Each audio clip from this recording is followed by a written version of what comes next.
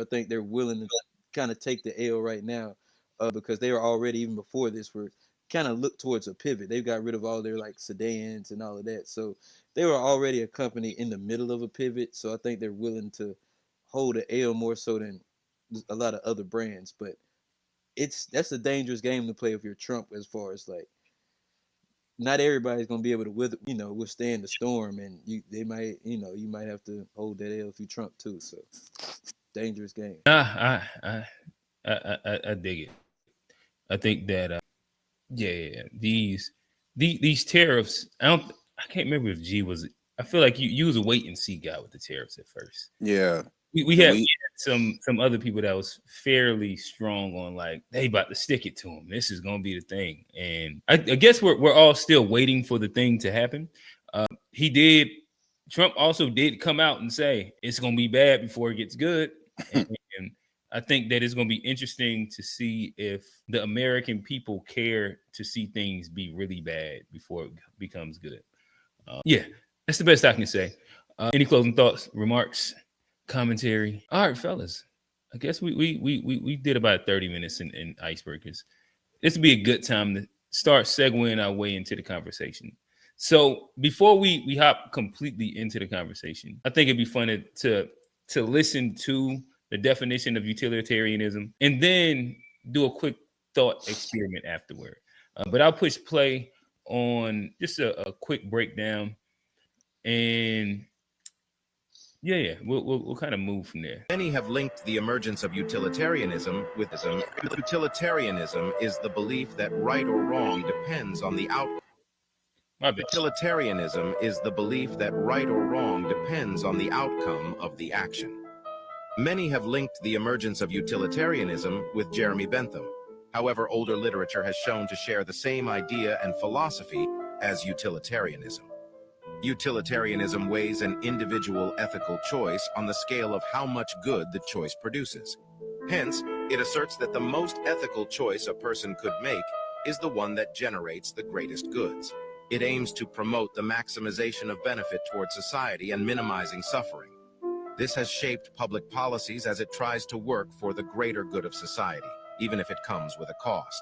One of the limitations of utilitarianism is that, since we are unable to predict the future, we cannot know for certain whether our actions will be good or bad. So saying all those things to say, just putting inside the mindset of the collective good versus the individual. And it's more about outcome than intent, right? Or best outcomes versus personal freedoms. We'll segue over to, this is a very common, if any of y'all have taken ethics examples, it's the trolley example that speaks to morality and some utilitarian principles. I'll push play and then let it get y'all opinion on what y'all would choose. Acceptable to kill one person in order to save? Is it morally acceptable to kill one person in order to save 5 others? Hello everyone, and welcome to the 20th episode from the TikTok School of Philosophy, and in today's episode we are going to be exploring a fascinating moral dilemma known as the trolley problem. So strap in, because we're about to navigate through some ethical twists and turns. Now imagine you're standing by a set of train tracks and you see a runaway trolley hurtling down the line. Now ahead of you, 5 people are tied to the track, unable to escape. It's a horrifying scenario, but here is where the dilemma arises. Right next to you, there is a lever. If you pull it, the trolley will switch to another track. However, there is a twist. On that track, there's one person who is also tied down and unable to escape. Now here's the question. What would you do? Or moreover, what is the right thing to do? Would you pull the lever, diverting the trolley and saving 5 lives, but causing the death of 1? Or would you choose not to intervene and let the trolley continue on its current path, resulting in the death of 5 people?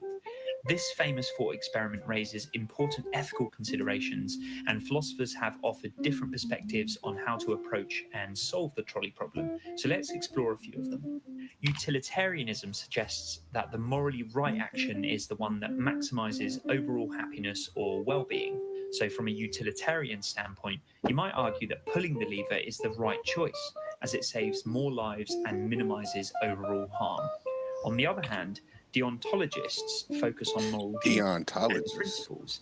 They might argue that pulling the lever would be an act of directly causing harm to an innocent person, violating the principle of treating individuals as ends in themselves rather than simply a means to an end.